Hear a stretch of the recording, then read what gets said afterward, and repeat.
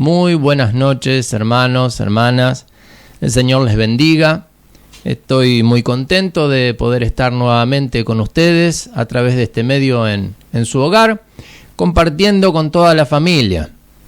Estamos viendo los acontecimientos previos a la muerte del Señor, que en estas fechas se recuerda con la Pascua. Y en el día de hoy, miércoles, se tiene presente lo que el Señor hablaba respecto de los acontecimientos finales. Y es un tema bastante complejo de entender, porque están aquellos que hablan respecto de que la venida del Señor va a ser antes de la gran tribulación, y están aquellos que dicen que va a ser después de la gran tribulación. Vamos a verlo desde el punto de vista de Mateo, que es uno de los más ordenados quizás al plantear esto, y vamos a mirar y cotejar esta expresión a partir del libro de Mateo, como decía, a partir de el capítulo 24. Encontramos allí las señales antes del fin. Y vamos a leerlo y entender los tiempos que hoy estamos viviendo.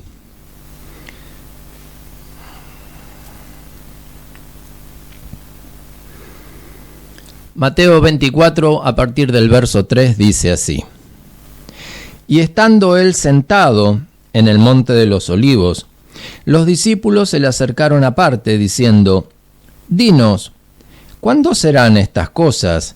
¿Y qué señal habrá de tu venida y del fin del mundo? Respondiendo Jesús le dijo: Mirad que nadie os engañe, porque vendrán muchos en mi nombre, diciendo: Yo soy el Cristo, y a muchos engañarán. Y oiréis de guerras y rumores de guerras. Mirad que no os turbéis, porque es necesario que todo esto acontezca. Dicen algunos que esta expresión se refiere a las dos grandes guerras mundiales que ya tuvimos. Pero aún no es el fin, pues se levantará nación contra nación y reino contra reino, y habrá pestes y hambres y terremotos en diferentes lugares, y todo esto será principio de dolores. Esto quizás es un poco más actual. Entonces os entregarán a tribulación, y acá es donde viene la confusión de muchos, pensando en la gran tribulación. No es esta la expresión que se refiere a esto, sino dice: entonces os entregarán a tribulación y os matarán, y seréis aborrecidos de todas las gentes por causa de mi nombre. Muchos tropezarán entonces, y se entregarán unos a otros, y unos a otros se aborrecerán. Y muchos falsos profetas se levantarán y engañarán a muchos, y por haberse multiplicado la maldad, el amor de muchos se enfriará. Eso es bien actual. Mas el que persevere hasta el fin, éste será salvo. Y será predicado este evangelio del reino, en todo el mundo, para testimonio a todas las naciones, y entonces vendrá el fin. Por tanto, cuando veáis en el lugar santo la abominación desoladora de que habló el profeta Daniel, el que lee entienda. Esto se refiere a el anticristo. Entonces, los que estén en Judea, huyan a los montes. El que esté en la azotea, no descienda para tomar algo de su casa, y el que esté en el campo, no vuelva atrás para tomar su capa. Mas ay de las que estén en cinta, y de las que críen en aquellos días. Orad pues para que vuestra huida no sea en invierno, ni en día de reposo, porque habrá entonces, ahí sí dice, gran tribulación, cual no la ha habido desde el principio del mundo hasta ahora, ni la habrá. Y si aquellos días no fueren acortados, nadie sería salvo, Mas por causa de los escogidos, aquellos días serán acortados. Entonces, si alguno dijere, mirad, aquí está el Cristo, o mirad, allí está, no lo creáis, porque se levantarán falsos cristos y falsos profetas, y harán grandes señales y prodigios, de tal manera que engañarán, si fuere posible, aún a los escogidos. Ya os lo he dicho antes, así que si os dijere, mirad, está en el desierto, no salgáis, o mirad, está en los aposentos, no lo creáis, porque como el relámpago que sale del oriente y se muestra hasta el occidente, así será también la venida del Hijo del Hombre. Porque donde quiera que estuviere el cuerpo muerto, allí se juntarán las aguas. Amén. Seguidamente dice el texto, la venida de Cristo después de la tribulación. Se refiere ya al tiempo en el cual ya no es el arrebatamiento, sino cuando ya viene a reinar. Pero estas palabras las dice el Señor momentos previos, días previos a su crucifixión, dejando bien en claro lo que iba a suceder. Si bien ya había hablado de esta manera, ya se le había mencionado solamente a sus discípulos en otro lugar, cuando está aquí en Jerusalén, lo habla con sus discípulos y con algunos más que estaban. Y quiero que veamos un poquito esto que mencionábamos. Hasta el verso 14 son los acontecimientos que se van a ir dando hasta la venida del Señor. Decíamos, ¿no es cierto?, respecto de las guerras, muchos hablan de que son las guerras mundiales. Dice posteriormente de que habrá pestes, hambres, terremotos en diferentes lugares, y todo esto será principio de dolores, refiriéndose a los desastres climáticos, ¿no es cierto? Y dice, entonces os entregarán a tribulación, y se refiere muy probablemente a un breve periodo de tiempo en el cual, al ser establecido el anticristo, vamos a tener como iglesia un tiempo de persecución.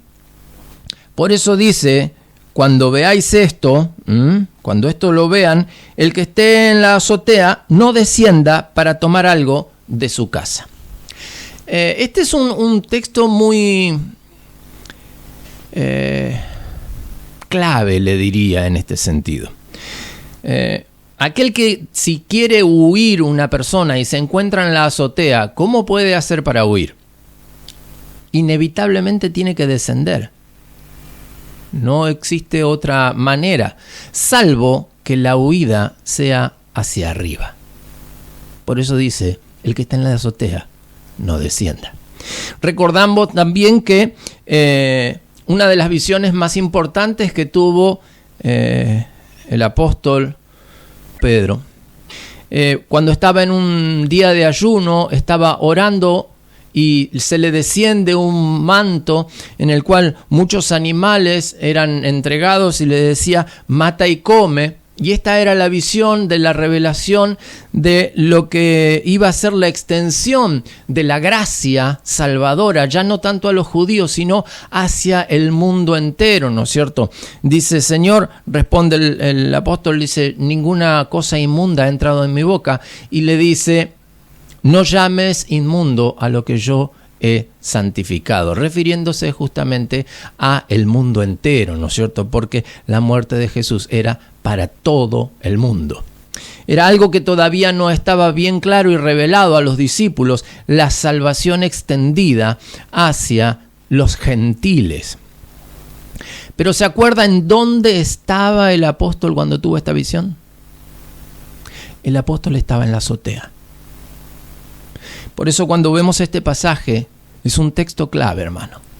Y dice, el que esté en la azotea, el que esté en la presencia del Señor, el que esté en comunión con el Señor, no descienda. La palabra descender en la palabra, valga la redundancia, en las escrituras, se refiere a bajar de altura, a bajar de nivel, y muchas veces se habla de esto, ¿no es cierto?, en cuanto a una condición espiritual. Uno desciende en su condición espiritual en vez de ascender, en vez de subir, ¿no es cierto? Lo vemos, por ejemplo, en el relato del buen samaritano. ¿Qué sucedía con esta persona? ¿Cómo iba de camino? Descendía de Jerusalén a Jericó. Descendía. Si nosotros lo vemos desde el punto de vista geográfico, no está más alto Jerusalén que Jericó. No está en un monte, no está elevado. Hay una distancia muy importante a través de las cuales hay que cruzar valles, hay mar de por medio, está el mar de Galilea, hay un trecho que recorrer. Pero ¿a qué se refiere? Jericó era la primer ciudad que se conquistó en la conquista de la tierra prometida. Vale decir que en el proceso de la conversión de una persona, Jericó es el ABC, es el primer paso, hasta llegar a Jerusalén, en donde Jerusalén estaba el templo y estaba la presencia de Dios. Por eso cuando dice la Escritura, descendía de Jerusalén a Jericó, nos está hablando de alguien que descendía en su nivel espiritual. Por eso es que fue atacado. Por eso es que los ladrones lo atacaron en su camino. Que Dios no lo guardó, sino que recibió el ataque. Por eso es que posteriormente es llevado a causa de su caminar o de su descuido en su vida espiritual. Era que pasó el levita y miró al costado, porque el levita quizás conocía su caminar y decía, bueno, quizás se lo merece por lo que ha hecho, por cómo descuidó su salvación. El sacerdote pasó y miró de la misma manera y viéndolo dijo, si Dios no lo guardó, yo tampoco voy a hacer nada. Todo esto tiene una visión espiritual. ¿Y quién fue el que llegó y tuvo misericordia de él? El buen samaritano. Recordemos que el samaritano era un pueblo excluido que pertenecía al pueblo de Dios, pero que por leyes humanas, judías, había sido excluido ese pueblo, porque se había contaminado, ¿no es cierto?, con otras naciones. Y de esta manera, ¿no es cierto?, podemos ver la gracia de Dios. Los que los judíos desecharon son los que hoy primero van a la salvación. Los judíos pensaban, y piensan hasta hoy muchos de ellos, de que son el pueblo elegido, el escogido, y son los únicos salvos, pero todavía están esperando la llegada del Mesías. Ellos no recibieron a Jesús como su Mesías. Son muy pocos los que creen en Jesús como el Mesías, los que hoy se conocen los judíos mesiánicos. Son muy pocos. Ahora, el buen samaritano representa al gentil, representa al resto del mundo. Y es este mismo el que va y lo entrega al mesonero y le dice, cuídamele. Y todo lo que gastes de más en él, yo te lo pagaré. ¿Cuándo dice? Cuando regrese. Cuando regrese. Y estamos esperando justamente ese regreso para recibir la recompensa, para recibir el galardón. Hermano, hermana, los tiempos están marcados. Nosotros no los conocemos con exactitud, dice la palabra del Señor. El día y la hora nadie lo sabe, está en la sola potestad del Padre. Pero nosotros viendo este pasaje tenemos la luz necesaria para darnos cuenta de que las cosas ya están en marcha. Si hay un proceso en el cual está sucediendo las cosas previas a la venida del Señor, es este, hermano. Es este, porque todas estas cosas que están mencionadas aquí, hasta el versículo 14, se están cumpliendo. Y hablando justamente de este versículo 14, lo releemos. Estos son los últimos hechos antes de la venida del Señor. Y será predicado este evangelio del reino en todo el mundo para testimonio a todas las naciones, y entonces vendrá el fin. El evangelio del reino. hace distinción de el evangelio light, del evangelio de panes y peces, del evangelio de prosperidad. No, el evangelio del reino. El evangelio que predica el reino de Dios. El evangelio que predica la venida de Cristo. Y hermanos, si estamos viendo hoy publicaciones a nivel mundial, esto lo encontramos solamente en internet. Y de lo que más hay, hermano, hoy en día, publicaciones a nivel eclesiástico, son publicaciones que hablan de la venida del Señor. Los tiempos están marcados, los tiempos ya están. Hay una organización que mide el tiempo, ¿no es cierto?, respecto de, hace una especie de alegoría respecto de los acontecimientos, cómo se van dando, y marca en un gran reloj cuánto falta para el fin, refiriéndose a estos hechos, ¿verdad? Hace un buen tiempo atrás escuchábamos, ¿no es cierto?, que decían que faltaba una hora. No a una hora de las que nosotros conocemos, sino refiriéndose a que lo que falta es muy poco. Hace menos de un mes vi un informe respecto de esto que dice que faltan 10 segundos. 10 segundos. Está ahí, a nada, ¿no es cierto?, de la hora cero. La hora cero es la llegada del Mesías. Es la llegada del Señor, el Salvador, que viene a rescatar a su pueblo. ¿Cuánto falta? Nada. Ya casi todo está marcado. Ya casi todo está digitado, en marcha. No falta nada. El Señor lo habló justamente días antes de su crucifixión, cuando iba a marcar todos los preceptos y todos los conceptos que estaban ya establecidos en la palabra del Señor, los iba a marcar y los iba a sellar con su propia sangre. ¿Para qué? Para que el buen samaritano, aquel que no pertenecía al pueblo de Dios, que había sido excluido, otros hablan del olivo silvestre, los gentiles, el resto del mundo, nosotros, tú y yo, podamos ser parte de los salvos, de los escogidos, de aquellos que vamos a ser arrebatados por el Señor. Y dice en uno de los versos que leíamos, no va a pasar esta generación, no va a pasar esta generación hasta que vean la venida del Señor. Todos estos acontecimientos ya se están cumpliendo. Y creemos, hermano, que esta es la generación de la venida del Señor. En este tiempo estamos a nada de la venida del Señor. En cualquier momento se puede dar. Por eso quiero rescatar esto, ¿no? El que esté en la azotea, refiriéndose al que esté en la presencia del Señor. El que ya está en comunión con Dios. El que ya está recibiendo la revelación de parte de Dios. De los tiempos que se están viviendo. Que ya alcanzó la gracia salvadora de Dios. Cada uno de nosotros, hermano. No descendamos. No descendamos, sino todo lo contrario.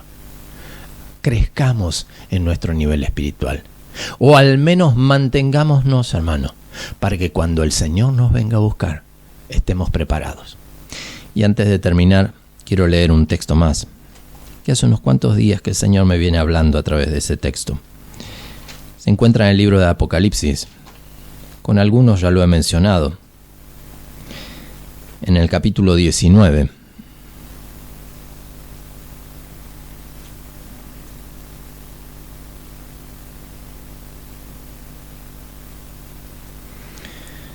Verso 6.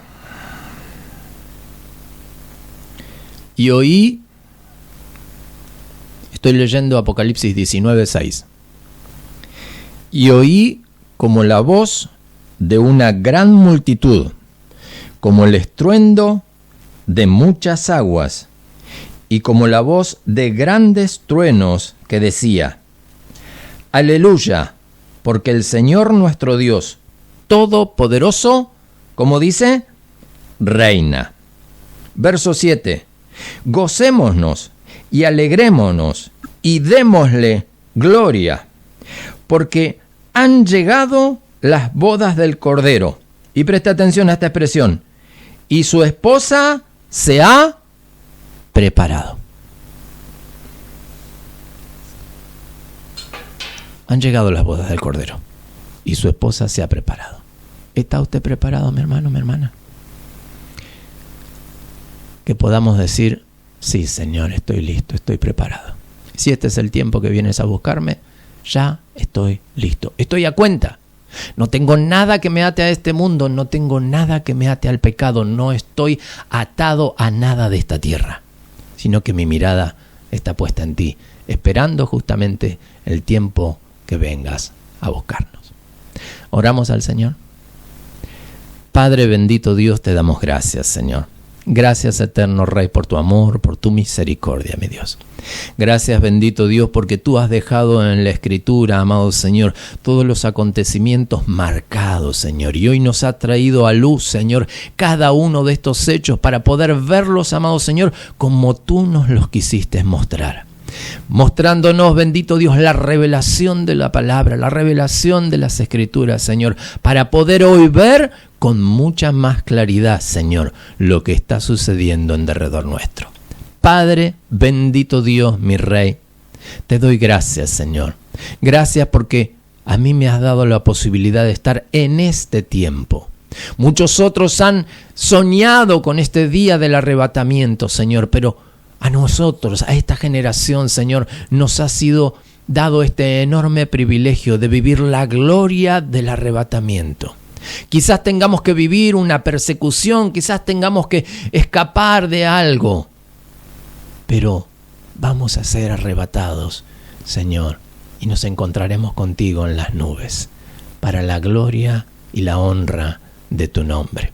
Ayúdanos, bendito Dios, a mantenernos en comunión contigo, a mantenernos, bendito Dios, aleluya, en esa altura espiritual contigo, mi Señor, para que el enemigo, mi Dios, no logre en nuestras vidas, Señor, arrebatar, sino ni hacernos descender y decaer quizás a situaciones del pecado de este mundo, Señor, sino que podamos estar firmes en nuestras alturas en ti, amado Señor. En el nombre santo y maravilloso de Jesús, mi Dios, te lo pedimos y te damos muchas gracias, eterno Rey. Amén y amén. Hermano, hermana, el Señor les bendiga mucho. Estamos siempre fortalecidos en el Señor, confiando en ese día glorioso en el cual el Señor nos vendrá a buscar. No hay nada de qué temer, hermano, hermana. Cuando estamos tomados de la mano del Señor, cuando estamos en esa comunión con el Señor, como a veces cantamos, no hay lugar más alto. No hay, en ese lugar el enemigo no nos puede señalar ni nos puede acusar de nada. Cuando estamos en la azotea con el Señor, allí en su presencia, en esa comunión con el Señor, podemos estar más que seguros que si el Señor nos viene a buscar, nos vamos con Él. Le mando un gran abrazo a la distancia y esperamos pronto poder encontrarnos personalmente. Muchas gracias, bendiciones.